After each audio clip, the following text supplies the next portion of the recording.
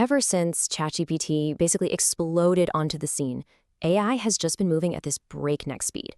And, while it's promising this incredible leap in productivity, it's also kicking up a huge question for, well, all of us. What is going to happen to our jobs? So today, we are going to dive deep into some brand new global research to really get a handle on the huge changes AI is bringing to the way we work. All right, let's get right to the heart of it, shall we? This entire AI revolution, it's really built on one central conflict, a tension that I'm pretty sure you felt yourself. It's funny, every single major tech wave in history has sparked this exact same debate. Can we get way, way more productive without, huge job losses? It's the same question our great-grandparents were asking, just with different technology. But here's the thing. This time, it really does feel different. And that's because of the target. See, past revolutions, they mostly hit blue-collar manual labor jobs. Today's AI, it's coming for cognitive work. We're talking about the thinking, the planning, the creating, the stuff that, up until right now, has been pure human territory.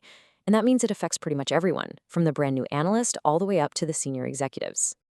So what does this actually look like on the ground? Let's pull back the curtain and take a look inside the companies that are completely rebuilding themselves from the ground up, with AI right at the center of it all. Okay, first thing you need to get your head around is this new term, digital labor. And no, we're not just talking about some fancy new software. These are AI systems that literally act like employees. They can reason, they can plan, they can execute really complex tasks, either working right alongside people or, in some cases, taking over their roles completely. And just look at how we're starting to think about this digital labor. It's wild. AI is no longer just some helpful assistant. People are now seeing it as a colleague, maybe even a rival for that next promotion, and, get this, even a boss. But the most insane shift. Check out the expectation for AI as a coach. That's on track to more than triple in just the next 3 years. Wow. This whole thing is so fundamental, it's actually changing the blueprint of what a company even is. We're moving away from that traditional org chart, the one that's all about who you report to something this research calls a work chart. And this new model, it's fluid, it's totally focused on results, and it's built around teams of humans and AI agents working together. It's not about your job title anymore. It's about what work needs to get done. I know. This all sounds a little theoretical, right? A work chart, that sounds neat. But what does this massive internal shift actually mean for people's jobs, like right now? Well, here's the reality check. In 2025 alone, we saw over 55,000 layoffs that were directly tied to this AI-driven restructuring. And just look at the names here. Amazon, Microsoft, Salesforce. These tech giants weren't cutting jobs because they were failing. No way. They were cutting them because they were successfully pivoting to an AI-first model. They were reallocating their money from people to AI. Now, this isn't just happening inside a few companies. Entire countries are now trying to figure out how to deal with this transition. And believe me, they are all coming up with very, very different game plans. Think about it. Adapting an entire country's workforce, reskilling millions and millions of people, that costs an unbelievable amount of money and causes a ton of disruption. So the big question is, who pays for it all? And the answer to that question reveals 4 totally different global playbooks.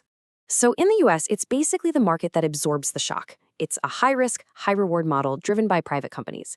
Now, in stark contrast, you've got Japan, which looks to its big corporations to handle the change internally, putting stability first. Meanwhile, over in the European Union, they're relying on public institutions to try and balance innovation with social safety nets. And then you have China, where the state is orchestrating the whole thing from the top down. Each one of these models is a massive bet with its own huge risks, from, say, rising inequality in the US to maybe a slower adaptation in Japan. Okay, so we've looked at it from the company's point of view and the country's point of view. Now let's bring it all down to the level that actually matters most, your career. What does this mean for you? Just take a look at this number for a second. 56%. What do you think that represents? That is the average wage premium. It's the extra salary you can make if you have AI-related skills.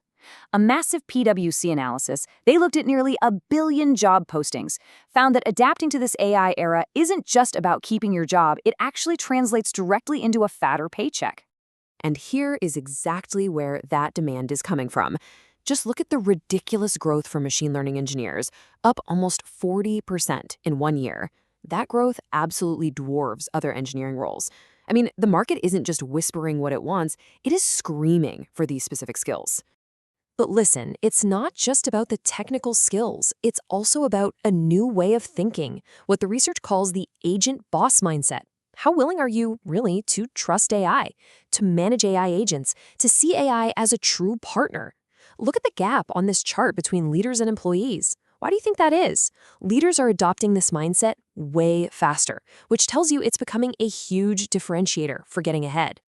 Okay, so we've looked at all this data, from inside the company to the global stage. What is the one crucial takeaway here?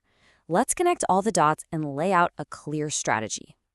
It looks like the strategy has to happen on 3 levels, all at the same time. For companies, there's just no choice. They have to become AI first. For nations, they have to pick a playbook to manage this messy transition.